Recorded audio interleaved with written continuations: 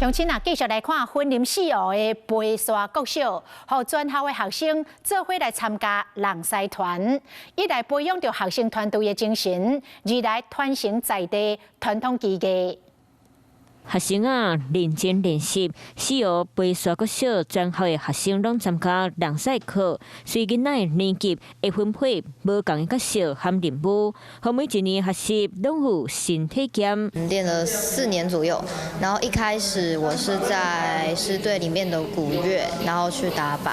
学校推动人狮课已经12年的时间，除了希望学生透过合作培养团队精神，嘛面前参加真侪种的比赛，亲像3月去新竹参加中华杯人狮的锦标赛，都摕到2名冠军和2名亚军的好成绩。这个100年记忆呢，就是靠着小朋友咱们下一代成为第6代的传承者，这样一直传承下去。希望学生会当继续将这项传统技艺传承落去，嘛希望透过出国比赛，为家己和学校争取更加好的成绩。